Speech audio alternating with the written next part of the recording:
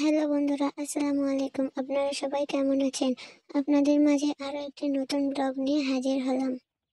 আজকের ব্লগে থাকছে শ্বশুরবাড়িতে সারাটা দিন আমি কিভাবে কাটালাম। আপনারা সবাই জানেন আমার বাবা বাড়ি আর শ্বশুর বাড়ি একই গ্রামে।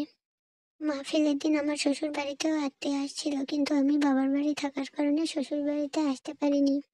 সেজন্য আমার শাশুড়ি খাবার কোনো আয়োজন করেনি। আমি মাহফিলের পরের দিন শ্বশুরবাড়িতে চলে আসছি, এই জন্য আজকে আমার শাশুড়ি সব মেহমানদের আয়োজন করে খাওয়াবে। এখানে দেশি হাঁস জবাই করা হয়েছে, আরো বিভিন্ন ধরনের মাংস রান্না করা হবে। এই তো এখানে আমার খালা শাশুড়ি মশলা পিষিয়ে দিচ্ছে, পাটায় মশলা বাটছে। এদিকে বেলা 11টা বেজে গেছে, কিন্তু এখনো কারো সকালের খাবার খাওয়া হয়নি। সেজন্য আমি সবাইকে মাহফিলের পোলাও গরম করে দিচ্ছি আর ডিম ভাজি করে দিচ্ছি। অনেক আইটেমের রান্না করা হবে, সেজন্য আগেই চুলাতে আলু সেদ্ধ বসিয়ে দেওয়া হয়েছে। আর এদিকে আমার শাশুড়ি মাংসে পানি দিয়ে ভিজিয়ে রাখছে, যাতে তাড়াতাড়ি মাংস আলাদা হয়। মাংস ভেজাতে দিয়ে এদিকে আমার শাশুড়ি হাঁসের মাংসে মশলা মাখিয়ে দিচ্ছে, আমি বসে বসে রান্না করব।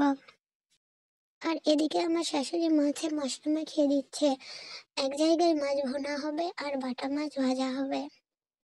রান্নার কাজে আমরা খুব তাড়াহুড়া করছি, সেজন্য আমার খালা শাশুড়ি আলু ছিলে মথে নিচ্ছে। আজকে 3 চুলায় রান্না হবে। এক চুলায় আমি গরুর মাংস উঠাইছি, আর আরেক চুলায় আমার খালা শাশুড়ি আর আমার শাশুড়ি দুজন মিলে তরকারি রান্না করছে। আর এদিকে আমার শাশুড়ি গরুর মাংসের বড় বড় পিস কেটে কুটে ছোট করে নিচ্ছে, মাংসের আরেক পদের তরকারি রান্না করবে সেজন্য। আর এদিকে মাটির 2 চুলায় আলুর ঘাঁটি করার জন্য প্রস্তুতি চলছে, আর সাথে মাছ ভাজিও করা হচ্ছে। ভিডিওর মাঝখানে আপনাদেরকে বলে রাখি, আমাদের ভিডিও আপনাদের কাছে ভালো লাগলে প্লিজ লাইক কমেন্ট করে আমাদের চ্যানেলটা সাবস্ক্রাইব করে আমাদের পাশে থাকবেন। ডিম রান্না করা হলে আমার রান্না প্রায় শেষের দিকে। এদিকে গরুর মাংস রান্না করা হয়েছে, হাঁসের মাংস রান্না করা হয়েছে, মাছ ভাজি করা হয়েছে, মাছ ভুনা করা হয়েছে। এই তো দেখুন আমার শাশুড়ি এগুলো বাটিতে করে তুলে দিচ্ছে আমার বাবার বাসায় দেওয়ার জন্য।